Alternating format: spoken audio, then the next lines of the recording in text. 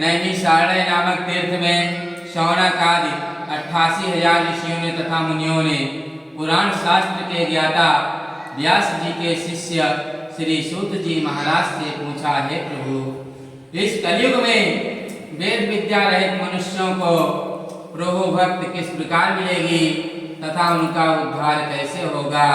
इसलिए हे मुनिश्रेष्ठ, कोई ऐसा वर्त या तप कहिए जिससे थोड़े समय में पुण्य प्राप्त होवे तथा मनवांछित फल मिले। वह कथा सुनने की हमारी इच्छा है। सर्वशास्त्र ज्ञाता श्री सूत जी बोले, हे वैष्णव पूज्य, आप सबने प्राणियों की हित की बात पूछी है। अब मैं उस श्रेष्ठ व्रत को आप लोगों से कहूँगा जिस व्रत को नारद जी ने लक्ष्मी नारायण से पूछा था और लक्ष्मीपति मुनि श्रेष्ठ नारद जी से कहा था। सो ध्यान से सुनो। एक समय योगी राज नारद जी दूसरों के हित की इच्छा से अनेक लोकों में घूमते हुए मृत्यु लोक में आ पहुँचे और यहाँ अनेक योनि में जन्मे हुए प्राय सभी मनुष्यों को अपने कर्मों के द्वारा अनेकों दुखों से पीड़ित देखकर सोचा, किस यत्न के करने से निश्चय ही प्राणियों के दुखों का नाश हो सकेगा। ऐसा मन में सोचकर विष्णु लोक को गए। वहाँ श्वेत वर्ण और 4 भुजाओं वाले देवों के ईश नारायण को देखकर, जिनके हाथों में शंख चक्र गदा और पद्म थे तथा वरमाला पहने हुए थे, स्तुत करने लगे, हे भगवान, आप अत्यंत शक्ति से संपन्न हैं। मन तथा वाणी भी आपको नहीं पा सकती। आपका आदि मध्य अंत नहीं है। आप निर्गुण श्रेष्ठ भूत व भक्तों की पीड़ा को नष्ट करने वाले हो। हे परमात्मन, आपको मेरा नमस्कार है, आपको मेरा प्रणाम है। नारद जी से इस प्रकार की स्तुति सुनकर विष्णु भगवान बोले, हे मुनि श्रेष्ठ नारद जी, आपके मन में क्या है? आपका किस काम के लिए आगमन हुआ है? निसंकोच कहो। तब नारद मुनि बोले कि मृत्युलोक में सब मनुष्य जो अनेक यौन में पैदा हुए हैं, अपने अपने कर्मों के द्वारा अनेकों दुखों से दुखी हो रहे हैं। हे नाथ, मुझ पर दया रखते हो तो बतलाइए कि उन मनुष्यों के सब दुख थोड़े प्रयत्न से कैसे दूर हो सकते हैं। श्री विष्णु भगवान बोले, हे नारद मुनि, मनुष्यों की भलाई के लिए तुमने बहुत उत्तम और अच्छी बात पूछी है। जिस काम के करने से मनुष्य मोह से छूट जाता है, वह मैं कहता हूँ, सुनो। बहुत पुण्य देने वाला स्वर्ग तथा मृत्युलोक दोनों में दुर्लभ एक उत्तम व्रत है। आज मैं प्रेमवश होकर तुमसे कहता हूँ, श्री सत्यनारायण स्वामी भगवान का यह व्रत अच्छी तरह विधि पूर्वक करके मनुष्य आपूर्ति यहाँ सुख भोग कर मरने पर मोक्ष को प्राप्त होता है। विष्णु भगवान के वचन सुनकर नारद मुनि बोले कि उस व्रत का फल क्या है, क्या विधान है, किसने यह व्रत किया है और किस दिन यह व्रत करना चाहिए, विस्तार से कहिए। भगवान बोले, दुख शोक आदि को दूर करने वाला, धन धान्य को देने वाला, सौभाग्य तथा संतान को देने वाला, यह व्रत सब स्थानों पर विजय प्रदान करने वाला है। भक्ति और श्रद्धा के साथ मनुष्य किसी भी दिन श्री सत्यनारायण स्वामी भगवान का प्रातः काल के समय या शाम के समय ब्राह्मणों और बंधुओं के साथ धर्मपरायण होकर पूजा करें। भक्ति भाव से नैवेद्य केले का फल, घी, दूध, गेहूं का चूर्ण सवा लेवें। गेहूं के अभाव में साठी चावल का चूर्ण, शक्कर या गुड़ लें और सब अच्छा योग पदार्थ जमा करा के भगवान को अर्पण कर देवें तथा बंधुओं सहित ब्राह्मणों को भोजन करावें। पश्चात स्वयं भोजन करें। नित्य गीत आदि का आचरण कर श्री सत्यनारायण स्वामी भगवान का स्मरण करता हुआ दिन व्यतीत करें। इस तरह व्रत करने पर मनुष्य की इच्छा निश्चय पूरी होती है। विशेष कलिकाल में भूमि पर यही मोक्ष सरल उपाय है। सो तुम जानो अंतर्यामी अपुरो मोर मनोरथ स्वामी। इस श्री स्कंद पुराणे रेवा खंडे श्री सत्यनारायण व्रत कथायाम प्रथमो अध्याय। बोलो श्री सत्यनारायण स्वामी भगवान।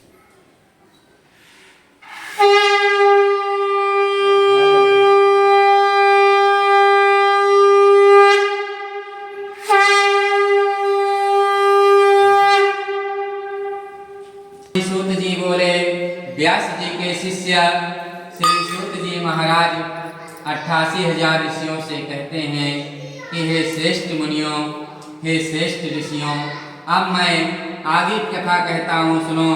जिसने पहले समय में इस व्रत को किया उसका इतिहास कहता हूँ, ध्यान से सुनो। सुंदर काशीपुरी नगरी में एक अत्यंत सतानंद नाम का एक निर्धन ब्राह्मण रहता था। वह करने वाले भगवान ने ब्राह्मण को दुखी देखकर बूढ़े ब्राह्मण का रूप धारण कर जा उनके पास आदर से पूछा, हे विप्र ब्राह्मण, निर्दुखिया पृथ्वी पर क्यों घूमता है? हे श्रेष्ठ ब्राह्मण, यह सब मुझसे कहो, मैं सुनना चाहता हूँ। ब्राह्मण बोला, हे भगवान, मैं एक निर्धन दलित ब्राह्मण हूँ, भिक्षा के लिए पृथ्वी पर फिरता रहता हूँ। हे भगवान, यदि आप मेरी दरिद्रता का दूर करने का आप कुछ उपाय जानते हो तो कृपा कर मुझसे कहो। तब श्री सत्यनारायण स्वामी भगवान ने कहा, हे ब्राह्मण, श्री सत्यनारायण स्वामी भगवान का व्रत करने से मनुष्य सब दुखों से मुक्त होता है। ऐसा कहकर वृद्ध ब्राह्मण का रूप धारण करने वाले श्री सत्यनारायण स्वामी भगवान वहीं पर अंतर ध्यान हो गए।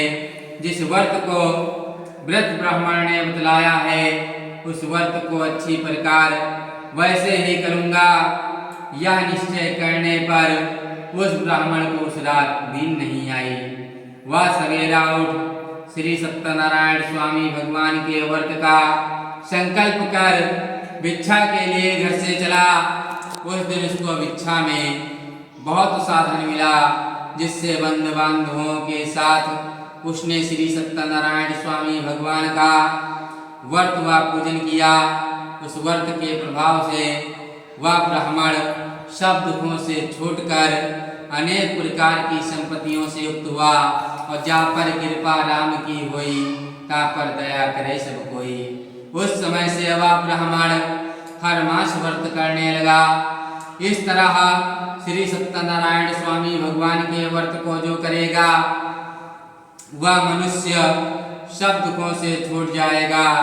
इस तरह नारद जी से नारायण का कहा हुआ या व्रत मैंने तुमसे कहा। हे विप्रों, मैं और क्या कहूँ? ऋषि बोले, हे मुनीश्वर, संसार में इस ब्राह्मण से सुनकर किस किसने इस व्रत को किया है वह हम सब लोग सुनना चाहते हैं, और इसके लिए हमारे मन में श्रद्धा हो रही है। श्री सूत जी बोले, हे मुनियों, जिसने इस व्रत को किया है वह सब सुनो। एक समय एक ब्राह्मण धन और ऐश्वर्य के अनुसार बंधु बांधवों के साथ व्रत करने को तैयार हुआ। उसी समय वहाँ एक लकड़ी बेचने वाला बूढ़ा लकड़हारा आया और वहाँ लकड़ियों को रखकर ब्राह्मण के मकान में प्रवेश किया। प्यास से दुखी लकड़हारा ब्राह्मण को व्रत व पूजन करते हुए देखकर विनय के साथ आदर के साथ हाथ जोड़ करके नमस्कार करके प्रणाम करके कहने लगा, हे ब्राह्मण देवता, आप यह क्या कर रहे हैं और इसके करने से क्या फल मिलता है? कृपा कर मुझसे बतलाइए। ब्राह्मण ने कहा, सब मनोकामनाओं को पूरा करने वाला यह श्री सत्यनारायण स्वामी भगवान का व्रत है। इसकी ही कृपा से मेरे यहाँ धन धान्य आदि की वृद्धि भी है। ब्राह्मण से इस व्रत के बारे में जानकर लकड़हारा बहुत प्रसन्न हुआ। चरणामृत और प्रसाद खाने के बाद लकड़हारा अपने घर को गया। लकड़हारे ने भी अपने मन में इस प्रकार का संकल्प किया कि आज ग्राम में लकड़ी बेचने से जो धन मिलेगा उसी से श्री सत्यनारायण स्वामी देव का उत्तम व्रत करूंगा। यह मन में विचार कर वह बूढ़ा लकड़हारा जंगल से लकड़ियां काटकर अपने सिर पर रखकर जिस नगर में धनवान लोग रहते थे वह ऐसे सुंदर नगर में गया। उस रोज वहां उसे उन लकड़ियों का दाम पहले दिनों से चौगुना मिला। तब वह बूढ़ा लकड़हारा दाम ले अति प्रसन्न होकर पक्के केले की पुली, शक्कर घी, दुग्ध दही, गेहूं का चूर्ण इत्यादि श्री सत्यनारायण स्वामी भगवान की कुल सामग्रियों को लेकर अपने घर गया। फिर उसने अपने भाइयों और बंधुओं को बुलाकर विधि के साथ श्री सत्यनारायण स्वामी भगवान का व्रत व पूजन किया। इसके करने से वह लकड़हारा धन, पुत्र आदि से युक्त हुआ और संसार के समस्त सुख भोग कर अंत में सत्यपुर वैकुंठ को चला गया। मंगल भवन मंगलहारी अतुरवंश दशरथ अजर बिहारी। इस श्री स्कंद पुराणे रेवा खंडे श्री सत्यनारायण व्रत कथायाम द्वितीय अध्याय। बोलो श्री सत्यनारायण स्वामी भगवान की जय, विष्णु भगवान की जय, शंकर भगवान की जय, हनुमान जी महाराज की जय, माता पिता गुरुदेव की जय, संत और समाज की जय, भागवत भगवान की जय, दुर्गा मैया की जय, काली मैया की जय, लक्ष्मी मैया की जय, सरस्वती मैया की जय, समस्त देवी देवताओं की जय।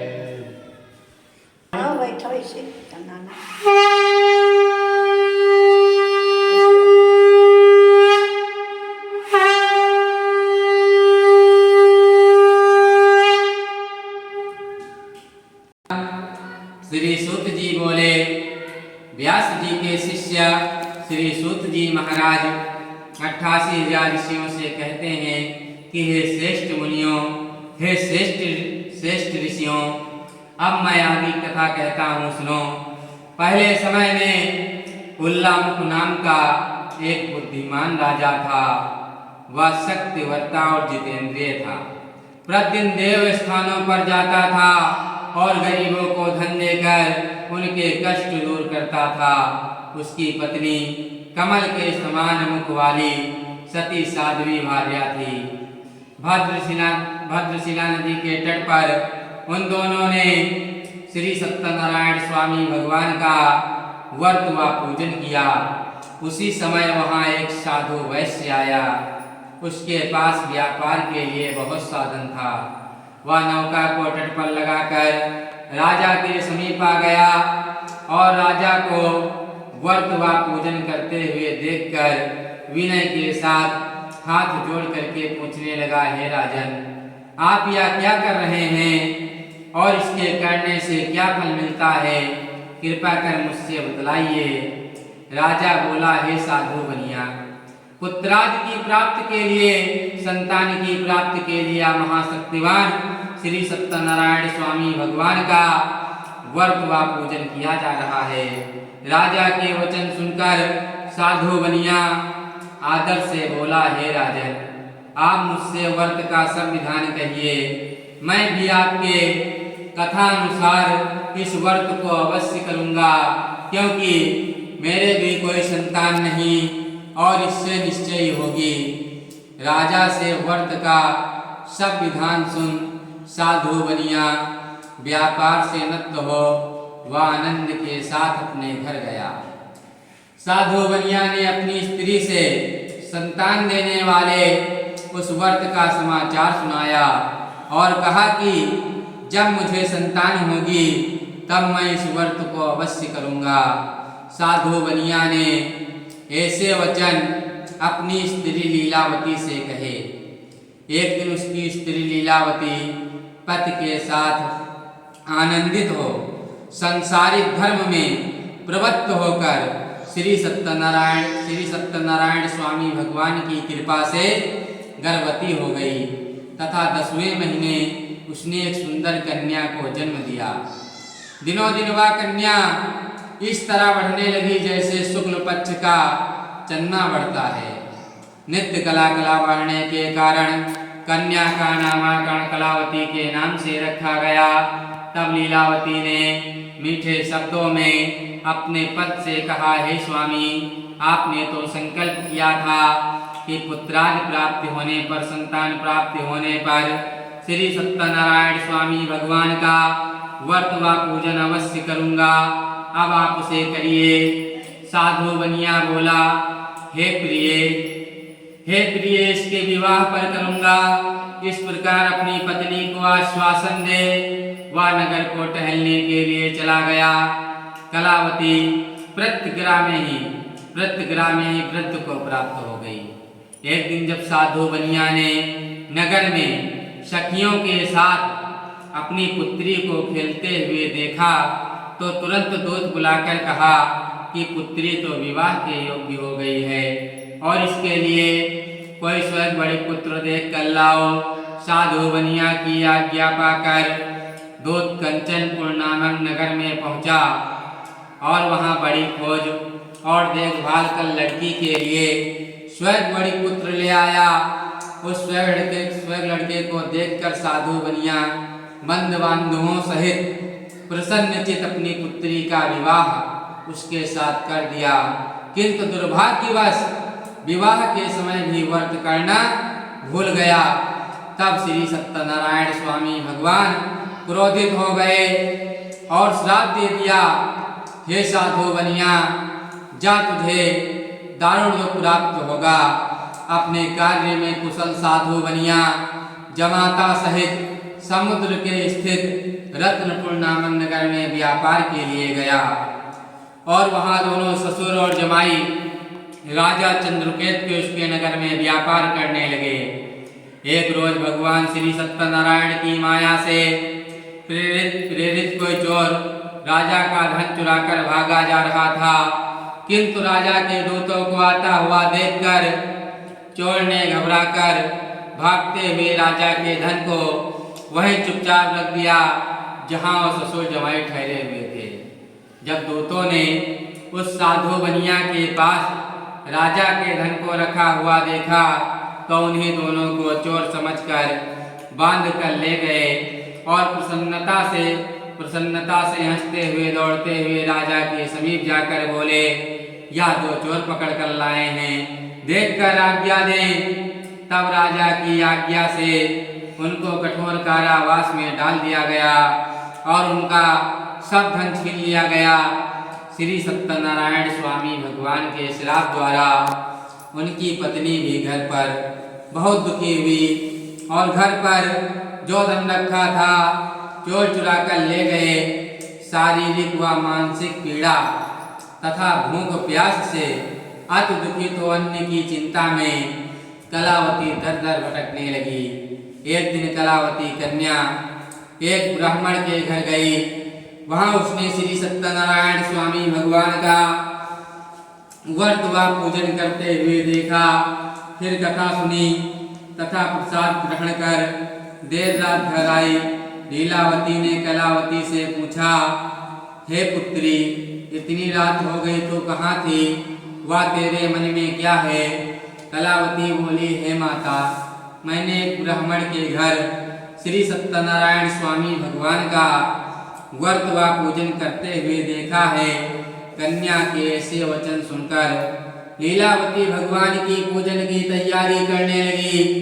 लीलावती ने परिवार और बंधुओं सहित श्री सत्यनारायण स्वामी भगवान का व्रत व पूजन किया और वर मांगा कि हे भगवान, मेरे पति और दामाद शीघ्र घर आ जाएं।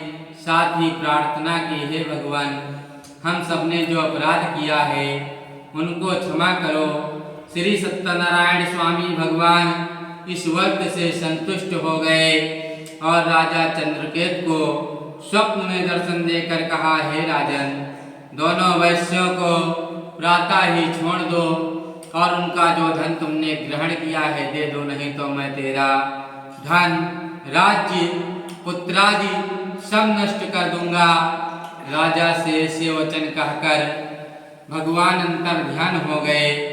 प्रातः काल राजा चंद्रकेतु ने सभा में अपना स्वप्न सुनाया।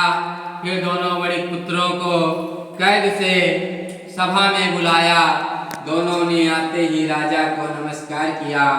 राजा मीठे वचनों से बोला, हे महान भावों, भावी बस ऐसा कठिन दुख प्राप्त हुआ है, अब तुम्हें कोई भय नहीं, निर्भय हो जाओ।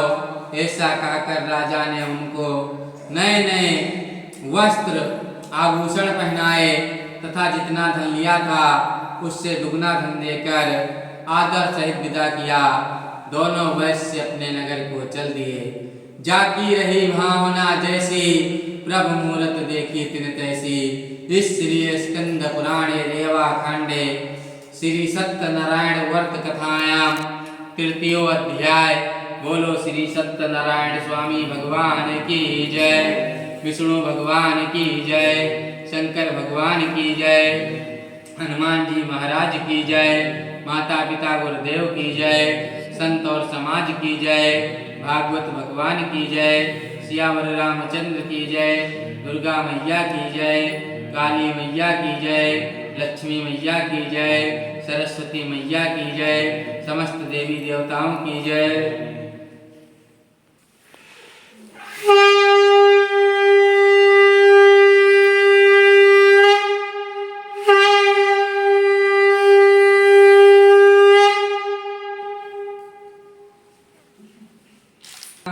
श्री सूत जी बोले, व्यास जी के शिष्य श्री सूत जी महाराज 88,000 ऋषियों से कहते हैं कि हे श्रेष्ठ मुनियों, हे श्रेष्ठ मुनियों, हे श्रेष्ठ ऋषियों, अब आगे कथा कहता हूँ, ध्यान से सुनो। वैश्य ने मंगलाचार करके यात्रा आरंभ की और अपने नगर को चला। उनकी थोड़ी दूर निकलने पर डंडी भेषधारी श्री सत्यनारायण स्वामी भगवान ने परीक्षा ली और डंडी महाराज का रूप धारण करके पहुंच गए और पूछने लगे, हे साधु बनिया, तेरी नौका में क्या है? अगवानी बड़ी खस्ता हुआ बोला, हे डंडी महाराज, आप क्यों पूछते हो? क्या धन लेने की इच्छा है? मेरे नाम में तो बेल और पत्ते भरे हैं। वैश्य का कठोर वचन सुनकर भगवान ने कहा, तुम्हारा वचन सत्य हो। डंडी महाराज ऐसा कहकर वहां से दूर चले गए और वहां से कुछ दूर जाकर समुद्र के तट पर बैठ गए। डंडी महाराज के जाने के बाद वैश्य ने नित्य क्रिया आदि करने के बाद नाव को ऊंची उठी देखकर अचंभा किया और नाव में बेल पत्ते आदि देखकर मूर्छित हो जमीन पर गिर पड़ा। फिर मूर्छा खुलने पर अत्यंत शोक प्रकट करने लगा। तब उसका दामाद बोला, आप शोक ना करें, यह डंडी महाराज का श्राप है, अतः हमें उनकी शरण में चलना चाहिए, तभी हमारी मनोकामना पूरी होगी। दामाद के वचन सुनकर साधु बड़े डंडी महाराज के पास पहुंचा और अत्यंत भक्तिभाव से नमस्कार करके कहने लगा, हे भगवान, मैंने जो आपसे असत्य वचन कहे उनको क्षमा करो। ऐसा कहकर महान शोकातुर वो रोने लगा। तब डंडी महाराज ने कहा, हे साधु बनिया, तू मेरी पूजा से विमुख हुआ। साधु बनिया बोला, हे भगवान, कृपा की ना होती जो आदत तुम्हारी, तो सुनी ही रहती अदालत तुम्हारी। न हम होते मुलजिम, न तुम होते हाकिम, न घर घर में होती इबादत तुम्हारी। कृपा करके इसको संभालो मुरारी। साधु बनिया बोला, हे भगवान, आपकी माया से मोहित ब्रह्मा भी आदि आपके रूप को नहीं जानते, तब मैं अज्ञानी होकर कैसे जान सकता हूँ? आप प्रसन्न होइए, मैं सामर्थ्य के साथ आपकी पूजा करूँगा, मेरी रक्षा करो। और पहले के समान नौका में धन भर दो। उसके भक्ति वचन सुनकर भगवान प्रसन्न हो उसकी इच्छा अनुसार वर देकर अंतर ध्यान हो गए। तब उन्होंने नाव पर आकर देखा तो नाव धन से परिपूर्ण है। फिर वह भगवान श्री सत्यनारायण का पूजन कर साथियों सहित अपने नगर के निकट पहुंचा। अब अपने नगर के निकट पहुंचा तब दूत को घर भेजा।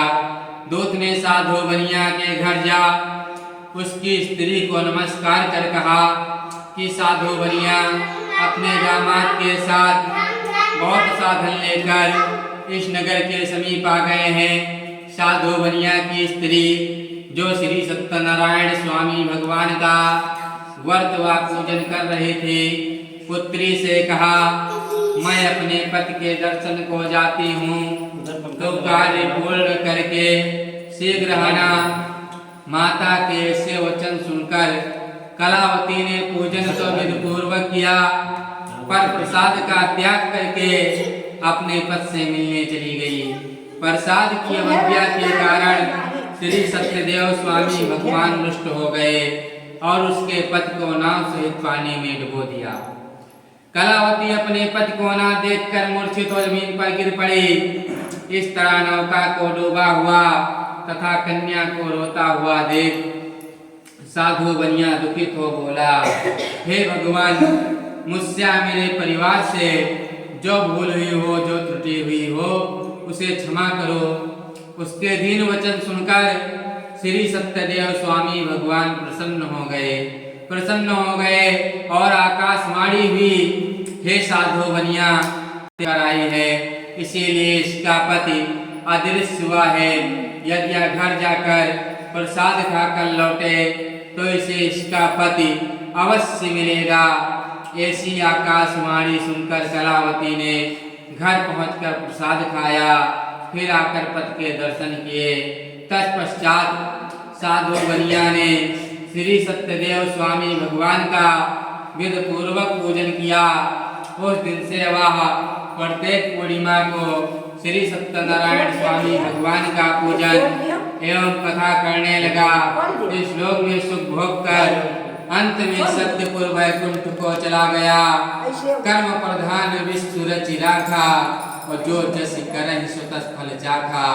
इसलिए स्कंद पुराणे रेवा खंडे श्री सत्यनारायण व्रत कथायाम चतुर्थो अध्याय।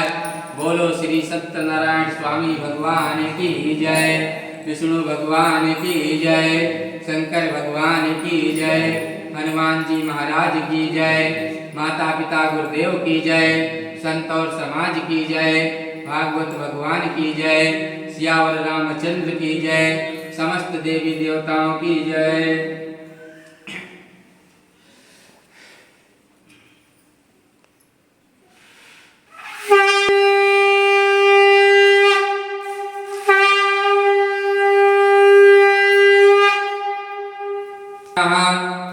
श्री सूत जी बोले मैं और भेद कथा कहता हूँ ध्यान से सुनो।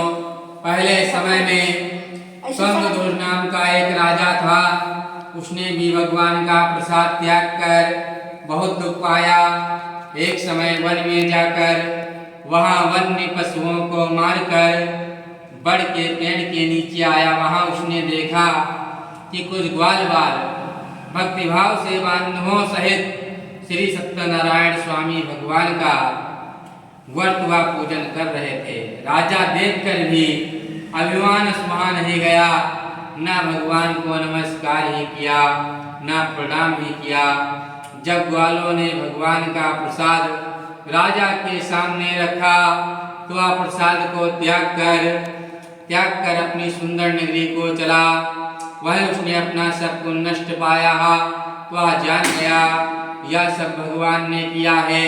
तब वह विश्वास कर ग्वालों के समीप गया और विधिपूर्वक पूजन कर प्रसाद खाया तो श्री सत्यदेव स्वामी भगवान की कृपा से पहले जैसा था वैसा ही हो गया। फिर दीर्घ काल तक सुख भोग कर मरने पर स्वर्गलोक को चला गया। जो मनुष्य इस प्रलंब व्रत को करेगा भगवान की कृपा से उसे धन धान्य आदि की प्राप्ति होगी। निर्धन धनी और बंदी बंधन से मुक्त होकर निर्भय हो जाता है। संतानहीनों को संतान प्राप्ति होती है तथा सब मनोरथ पूर्ण होकर अंत में वैकुंठ धाम को जाता है। जिन्होंने पहले समय में इस व्रत को किया, अब उनके दूसरे जन्म की कथा कहता हूँ।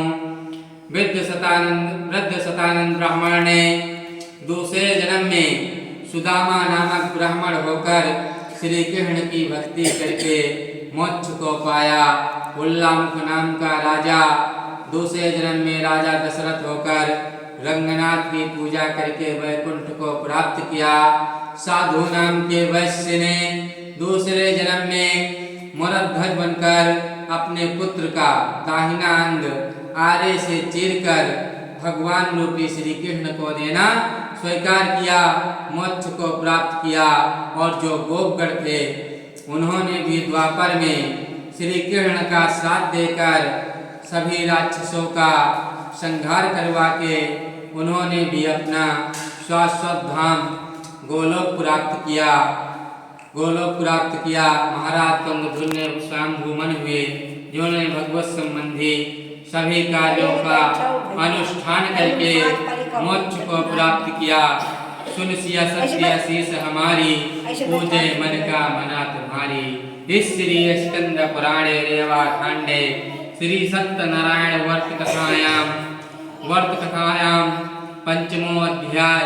बोलो श्री सत्यनारायण स्वामी भगवान की जय, विष्णु भगवान की जय, शंकर भगवान की जय, हनुमान जी महाराज की जय, माता पिता गुरुदेव की जय, संत और समाज की जय, भागवत भगवान की जय, सियावर रामचंद्र की जय, समस्त देवी देवताओं की जय।